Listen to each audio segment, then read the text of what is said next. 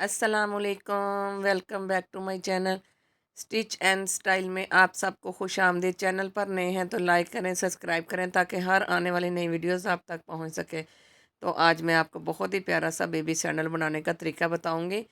ये भी किसी ने ट्राई ही किया है, बहरहाल बहुत अच्छा बन गया है। मज़ीद इस तरह आप भी ट्राई करें, घर में जो बचे हुए पीसीज होते हैं उन पे लेके तो आप इनको बनाएं। ये मैंने चिप्स का जो है वो पीस कट कर लिया है। तो मैश करते हुए जो है वो आपने इस तरीके से आपने बच्चे के सैंडल जो है वो चिप्स का कपड़ा जो है वो नीचे ऊपर करके इसको हमने इसी तरीके से प्रेस करके और सिलाई राउंड में लगा लेनी है। और इसके दरमियान में जो है वो एक्सरे का पीस जो है ना वो भी मैंने इसके दरमियान में दिया। एक्सरे का पीस ये एक न्यू ट्रिक है, ये आपको कोई नहीं बताएगा। तो ये एक्सरे का कटिंग करके ना ये भी इसके दरमियान में रख के और इसको स्टिच लगा ली है मैंने। अब इसके ऊपर जो भी हम डिज़ाइन बना रहे हैं, ये देखें मैंने स्ट्रिप्स बनाई हुई हैं, इसमें चिप्स दे के हमने इसको बना लिया है।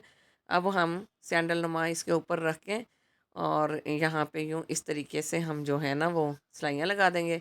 और एक स्ट्रिप जो है इसके बैक साइड पे लगाएंगे, इसमें वो डोरी बांधने के लिए। ठीक है, अब हम रेब वाली कपड़ा कटिंग करेंगे और इसकी चारों तरफ जो है रेब लगा देंगे। रेब लगाते हुए भी सिलाई आपने बहुत ही बारीक लगानी है ताकि रेब जो है वो हमारी नफासत से लग जाए। तो इसी तरीके से आपने इसको सिलाई लगा लेनी है।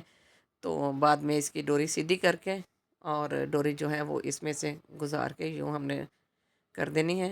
तो ये देखें ये सैंडल बनकर रेडी हो गया है। बहुत ही प्यारा लगा है। इसमें एक्स्ट्रा देने का एक ये फ़ायदा है कि ये जूता जो है ना वो फोल्ड नहीं होता और इसका जो तलवा है ना वो सही रह जाता है, मतलब वो इकट्ठा नहीं होता। तो आप ज़रूर बनाइएगा, ट्राई कीजिएगा और बताएं ये सैंडल बनकर आपको कैसा लगा। तो मिलते हैं तो नेक्स्ट वीडियो में, तब तक के लिए अल्लाह हाफिज़।